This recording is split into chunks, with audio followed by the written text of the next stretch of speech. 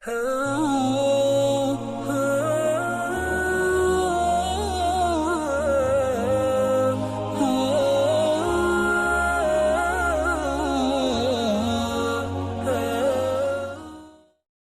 yang dirahmati Allah Subhanahu wa taala, musibah apa yang paling fatal dan paling menyakitkan dalam hidup kita, coba? Ini dapat beberapa share ya. Kata sebagian teman-teman, musibah yang paling luar biasa itu dan susah banget buat ngerelain, ditinggal pas lagi sayang-sayangnya.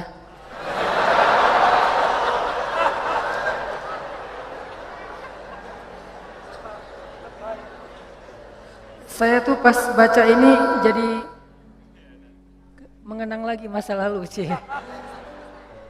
Masa lalu teman saya maksudnya. Atau ada juga yang bilang musibah paling besar yang susah direlain tuh harddisk ke format bersama kenangannya. Jadi tiba-tiba harddisknya error dan di dalamnya banyak foto-foto tentang masa lalu. Terus ada juga yang bilang ketika memasukkan uang 1.000 yang ternyata uang 100.000 ke kotak amal. Masa itu musibah? Ada juga yang bilang musibah yang susah kita rela itu adalah Ronaldo pindah ke Juventus.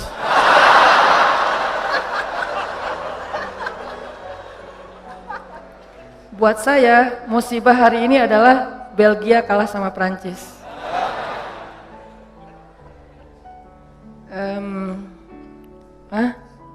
Ada yang bilang musibah itu adalah ketika sosok yang kita pilih gagal di pilgub.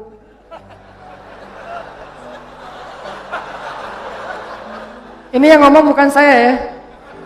Nah, saya emang gak gagal, cuman gak kepilih.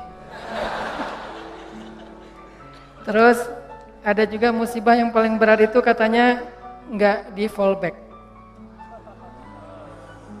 Oh, kasihan ya. Tahu nggak apa musibah paling besar dalam hidup kita? Musibah paling besar dalam hidup kita itu ditolak sama Allah. Itu musibah paling besar dalam hidup kita. Kayak yang kita baca tadi di dalam surat Al-Munafiqun, ketika mereka berkata di hadapan Nabi Muhammad SAW, "Nashhadu innaka la Rasulullah." Kami bersaksi engkau itu benar-benar Rasulullah. Kata Allah, "Wallahu ya'lamu innaka la rasuluh, wallahu yashhadu innal munafiqina lakadzibun." Allah juga tahu kamu rasulnya dan Allah tahu kalau orang-orang munafik itu adalah orang-orang yang pendusta. Jadi hal yang paling menyakitkan, hal yang paling rugi, hal yang paling ngenes, hal yang paling sedih, hal yang paling musibah besar dalam hidup seorang manusia itu adalah bukan ditolak oleh orang yang dia kecengin, bukan ditolak oleh mertua yang dia datang baik-baik untuk melamar gara-gara kurang modal, gara-gara kurang dalil, gara-gara kurang meyakinkan. Bukan itu musibah yang paling besar, itu musibah tapi masih kurang besar. Apa yang paling besar? Ditolak oleh Allah Subhanahu wa taala. Karena siapapun yang mendapatkan Allah, maka dia mendapatkan semua kebaikan dunia. Dan siapa yang kehilangan Allah, maka dia kehilangan semua kebaikan dunia dan akhirat. Siapa yang mendapatkan Allah? Dalam tanda petik ya. Arti mendapatkan Allah itu mendapatkan ridha Allah, dapat like dari Allah, dapat perhatian dari Allah. Siapa yang mendapatkan Allah, maka dia mendapatkan semua kebaikan dunia dan akhirat. Dan siapa yang kehilangan Allah, berarti dia kehilangan semua kebaikan di dunia dan akhirat. Inilah musibah yang paling besar, teman-teman. Kayak Allah berfirman di dalam Al-Baqarah yang saya sering ulang-ulang. Ketika ada orang yang bilang, "Wa minan nasi man yaqulu amanna billahi wa bil yaumil akhir." Di antara manusia ada yang mengatakan kami beriman kepada hari Allah dan hari akhir. Apa jawaban Allah? "Wa ma hum bimu'minin." Mereka bukan orang yang beriman. Atau di dalam akhir surat Al-Hujurat, ketika orang-orang munafik mengatakan mereka beriman, mereka masuk Islam, kata Allah, sesungguhnya Allah tahu apa yang ada di dalam hati mereka, apakah mereka benar-benar beriman atau tidak. Qalatil a'rabu amanna. Orang Arab Badui mengatakan kami beriman. Qul lam tu'minu walakin qulu aslamna. Kalian belum beriman, kalian baru masuk Islam. Ini artinya teman-teman ditolak oleh Allah Subhanahu wa taala. Ada orang yang sholat, dia puasa, dia haji, dia umroh, dia sedekah, dia tilawah Al-Quran, tetapi dia ditolak oleh Allah Subhanahu wa taala. Kenapa Allah menolak seseorang? Padahal dia mengatakan kalimat yang baik. Kenapa Allah menolak orang-orang yang mengatakan nashhadu innaka la Rasulullah, kami bersaksi engkau Rasulullah. Kenapa Allah menolak orang-orang yang mengatakan amanna billahi wa bil yaumil akhir, kami beriman kepada Allah dan hari akhir. Kenapa Allah menolak orang-orang yang mengatakan amanna, kami telah beriman? Kenapa Allah menolak mereka teman-teman? Padahal ucapan mereka baik. Mereka enggak mengatakan Allah itu maunya apa, Allah itu enggak fair, Allah itu enggak adil, Allah itu kikir, Allah itu tangannya terbelenggu seperti kata-kata orang Yahudi. Mereka enggak ngomong kayak gitu, yang mereka ucapin itu baik. Kenapa ditolak oleh Allah? Karena Nabi mengatakan innallaha la yanzuru ila aswarikum wala ila a'malikum wala ila amwalikum walakin yanzuru ila qulubikum. Allah enggak melihat penampilan kalian, Allah enggak melihat harta kalian, Allah enggak melihat perbuatan kalian. Yang pertama Allah lihat itu adalah qulubikum, niat kalian. Maksud qulub di sini niat. Karena banyak yang salah paham juga teman-teman. Ada yang mengatakan udahlah gak usah terlalu fanatik, yang penting kan hati. Allah kan ngelihat hati. Maksud ngelihat hati ini bukan ngelihat organ yang bernama jantung. Yang maksud ngelihat hati ini bukan ngelihat apa yang kita rasain, bahagia, gak bahagia, bukan. Maksud walakin yanzur ila qulubikum ay yanzur ila niyatikum. Maksud melihat kepada hati itu adalah Allah melihat ke dalam niat kalian. Apakah kalian mengatakan itu dengan jujur bahwa kalian benar-benar beriman, atau itu hanya basa-basi? Apakah kalian mengatakan itu dengan jujur karena benar-benar yakin berserah diri kepada Allah, atau itu hanya modus supaya ditolong oleh Allah, kemudian besok kalian akan meninggalkan Allah setelah mendapatkan kebaikan itu? Allah Maha tahu. Sehingga Allah mengatakan di surat Al-Mulk, wa asirru qaulakum aw ijharu bih innahu alimun bidzatis sudur. Kalian rahasiakan atau kalian tampakkan apa yang ada di dalam hati kalian, innahu alimun bidzatis sudur. Allah tahu banget apa yang ada di dalam dada kalian. Buat Allah, bisikan hati kita sejelas teriakan lisan kita. Gak ada bedanya. Kita teriak pakai mic, kita katakan bohong, saya gak percaya sama Allah. Lalu kita teriakan dengan hati, kita berbisik dengan hati, dengan sepelan mungkin, saya gak percaya sama Allah. Itu suara hati dan suara mulut kita, lisan kita di sisi Allah sama, gak ada bedanya. Gak ada cerita kalau dengan mulut kita bilang, ya Allah saya percaya kepada engkau, saya berserah diri kepada engkau, Allah dengar. Giliran dalam hati kita bilang, enggak sih sebetulnya enggak gitu-gitu amat. Apa? Allah enggak kayak gitu. Karena Allah mendengar isi hati kita, sejelas mendengar suara dengan lisan kita. Sangat jelas. Sehingga ketika ada Nabi yang berdoa dengan suara yang lirih, Nabi siapa? Zakaria.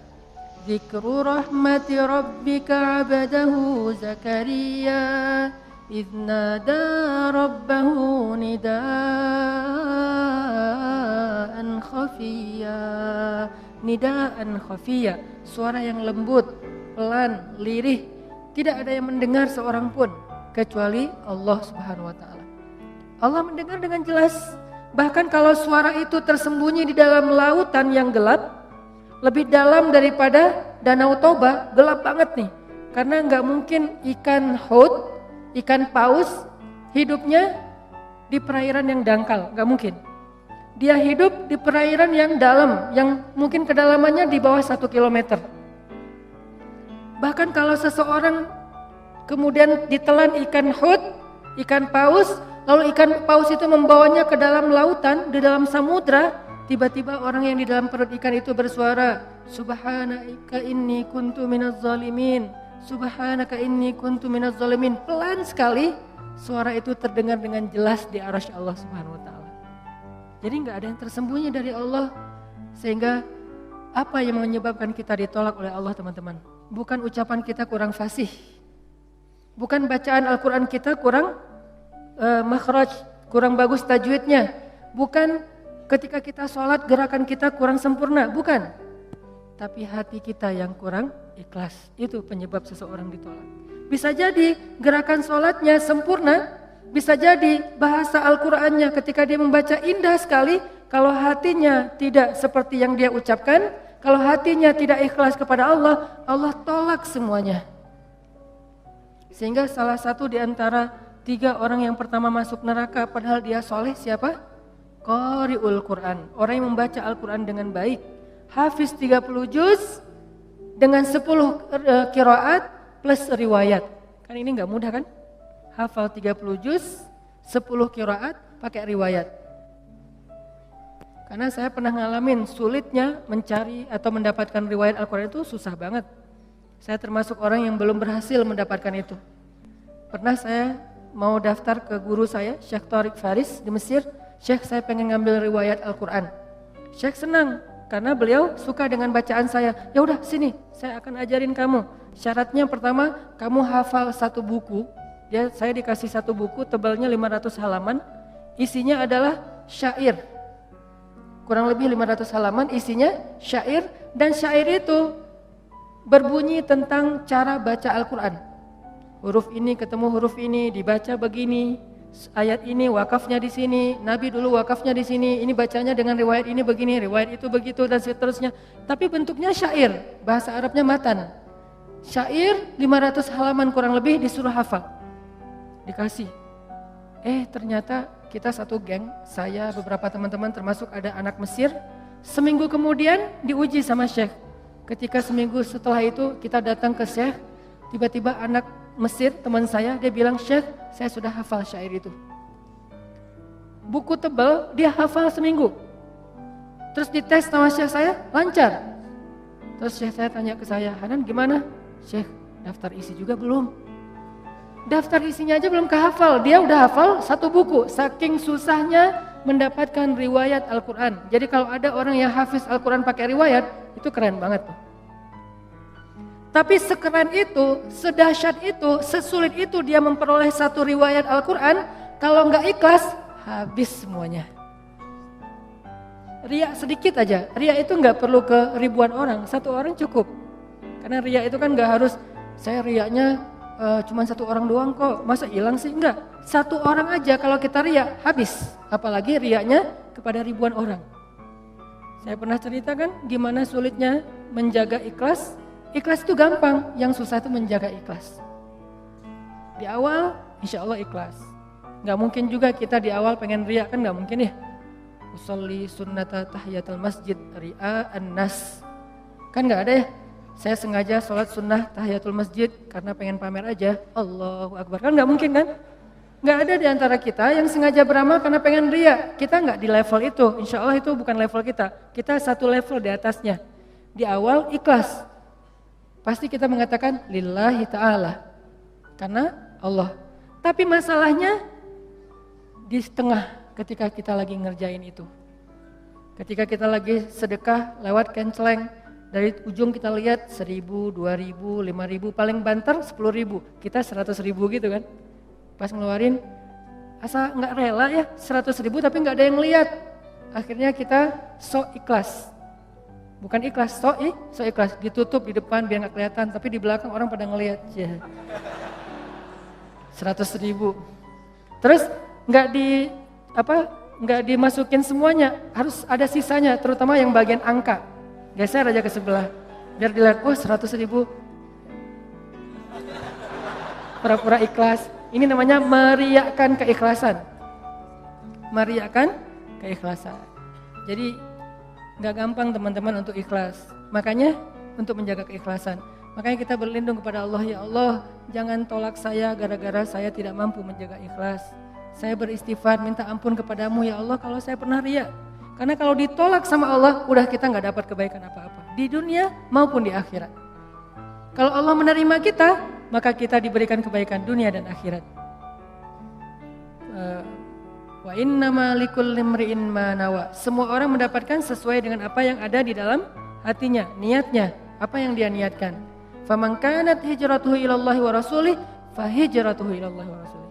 Kalau Allah menerima kita, kita minta apa aja Allah kasih. Tapi kalau Allah menolak kita, kita mau jungkir balik di Raudhah malam Jumat, bulan Ramadan, pas lagi Lailatul Qadar, gak akan diterima oleh Allah. Kenapa? Udah ditolak. Makanya musibah paling besar itu teman-teman ditolak oleh Allah. Dan Allah menolak kita bukan karena melihat perbuatan kita yang kurang sempurna, amal soleh kita yang tidak terlalu ideal, tapi karena Allah melihat hati kita yang cacat. Cacatnya itu bukan amalannya, tetapi perasaannya, hatinya, niatnya. Kan ada tuh cerita tentang 3 orang yang lagi touring, kemudian terjadi badai, akhirnya mereka berlindung di dalam sebuah gua kan.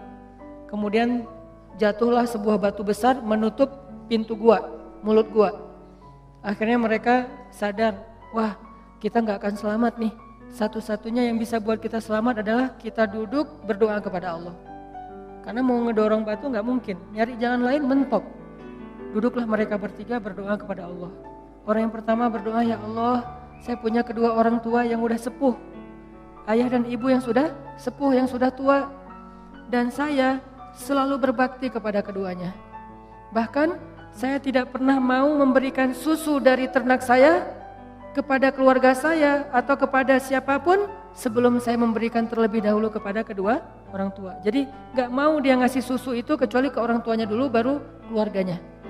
Suatu malam orang tuanya minta susu, udah disiapin, dia peras susu ternaknya, pas mau dikasih ke orang tuanya ketiduran. Dia biasanya kalau udah ngasih ke orang tuanya, baru dia ngasih ke keluarganya, istrinya, anaknya. Kali ini orang tuanya minta susu, pas udah mau dikasih ketiduran. Akhirnya dia tunggu di sebelah orang tuanya yang tidur sampai mereka bangunnya subuh. Dia berdiri sambil megang susu. Kenapa? Dia gak mau nanti orang tuanya tiba-tiba bangun, manggil dia untuk 2 kali. Dia gak mau orang tuanya memanggil dia 2 kali. Dia hanya, dia pengen sekali manggil udah ada. Sehingga kalau misalnya nanti orang tuanya bangun, dia langsung memberikan susu. Dia tungguin megang susu sampai subuh. Kebayang gak dari habis Isya, megang susu, berdiri sampai subuh demi ingin menyenangkan hati kedua orang tuanya. Dan resikonya apa? Resikonya pegel. Resiko yang lain apa? Resiko yang lain dia tidak tidur semalaman. Resiko yang lain dia tidak memberikan susu itu kepada istri dan anak-anaknya yang juga membutuhkan. Demi mendahulukan orang tuanya. Lalu dia mengatakan, ya Allah, kalau engkau ridho, engkau menerima kebaikan saya itu, birrul walidain, amal soleh saya itu, karena dia tidak mengharapkan apa-apa kecuali Allah, maka selamatkanlah kami ya Allah. Terbuka pintu itu sedikit, mulut gua, batu itu bergeser. Tapi belum bisa keluar orang. Orang yang kedua berdoa lagi, ya Allah, saya punya sepupu, cantik, saya suka sama dia, tapi dia gak perhatian sama saya, dia cuek sama saya, dia kayak biasa aja sama saya. Sampai suatu saat dia butuh saya, dia pinjam duit 150 dinar, saya bilang saya akan bayar dengan syarat kamu mau tidur bareng dengan saya. Akhirnya saya pinjamkan 150 dinar, sebelum saya menidurinya, dia mengatakan, ya fulan, ittaqullah, takutlah kamu kepada Allah. Akhirnya saya sadar, saya pun lari meninggalkannya, karena saya tidak mau terjebak dalam perbuatan zina, karena saya takut kepada engkau ya Allah. Seandainya engkau ridho dengan apa yang saya lakukan, saya tidak melakukan itu kecuali takut kepadamu ya Allah. Takut ya, cinta, takut, berharap itu semuanya bagian dari iman. Gak usah dibenturkan. Karena takut kepadamu ya Allah, maka selamatkan kami. Bergeser lagi itu batu besar. Tapi belum bisa keluar orang. Yang ketiga berdoa, ya Allah, saya punya pekerja, saya punya pegawai yang suatu saat pulang ke rumahnya, pulang ke kampungnya, belum mengambil gaji. Lalu gaji itu saya kembangkan, saya berdayakan sampai bisa membeli ternak yang banyak, memenuhi lembah, onta, kemudian domba, dan segala macam. Tiba-tiba dia datang, Tuhan saya pengen mengambil gaji saya katakan gaji kamu itu semuanya. Tuhan jangan bercanda, gaji saya nggak sebanyak itu. Ya memang, tapi sudah saya kembangkan menjadi berkah dan berkembang. Maka itulah semua hasilnya. Lalu dia mengambil semua ternak-ternak itu dan tidak menyisakan satupun untuk saya. Kalau engkau ridho ya Allah, selamatkan kami. Bergeser lagi batu itu dan mereka bisa keluar. Ini kalau Allah menerima kita, teman-teman. Wa man yattaqillaha yaj'al lahu makhraja. Siapa yang taat kepada Allah, siapa yang bertakwa kepada Allah, siapa yang ikhlas kepada Allah. Karena salah satu makna takwa itu ikhlas. Kan Nabi bilang at-taqwa hahuna kan? Takwa itu di sini, bukan di sini. Takwa itu bukan di sini, bukan di sini, bukan di pakaian, takwa itu di sini. Ada orang yang pakaiannya menarik, ada orang yang tutup kepalanya menarik, ada orang yang ucapannya fasih dan menarik. Sehingga kata Allah di surat Al-Munafikun, kalau kalian melihat penampilan mereka, kalian akan takjub. Kalau kalian mendengar ucapan mereka, kalian pasti akan mengikutinya. Apa maksudnya? Penampilannya meyakinkan sekali sebagai orang solih. Terlihat sekali aura orang yang taat kepada Allah. Penampilannya tuh udah syar'i banget. Kalau dia seorang laki-laki, penampilannya terkesan orang yang paling banyak ilmu. Kalau dia seorang perempuan, penampilannya terkesan orang yang sangat menjaga diri, tertutup rapat auratnya. Dan kalau dia bicara, kalian akan mendengar ucapan mereka. Kenapa? Dia bicara Allah berfirman, Rasulullah bersabda, Allah berfirman, Rasulullah bersabda. Semuanya dalil. Kenapa malah Allah menyebut mereka orang munafik? Karena apa yang mereka tampilkan, apa yang mereka ucapkan tidak sesuai dengan apa yang mereka niatkan di dalam hati. Lagi-lagi ini bukan untuk menjudge orang lain. Jadi jangan sampai nanti kalau kita ngelihat ada orang yang berpenampilan solih, arti soleh itu ya penampilannya kelihatan ahli ibadah, terus kita bilang, itu ada tuh di surat Al-Munafikun kayak gitu. Jangan. Langsung kita menjudge orang lain seolah-olah itu kayak di surat Al-Munafikun ayat 4. Terus kita lihat cewek yang jilbabnya syar'i, nah itu ayat 4 Al-Munafikun banget tuh. Nggak bisa, karena kita nggak tahu kan isi hatinya. Maka kalau kita nggak tahu isi hatinya, tugas kita apa teman-teman? Tugas kita adalah berbaik sangka.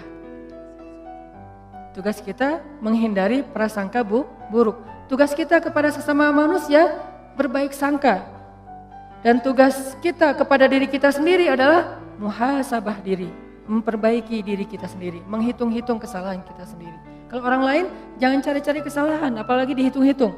Wala tajassasu, jangan cari-cari kesalahan orang lain. Sehingga kalau ada teman kita postingannya tuh bagus, tapi ada celah sedikit aja, itu yang dikomentarin.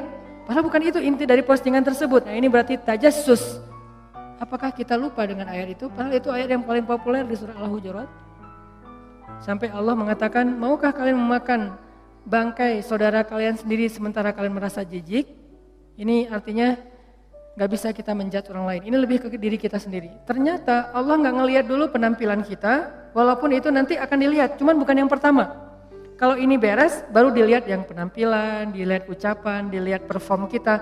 Kalau ini udah beres. Kalau ini gak beres, yang lain gak dilihat.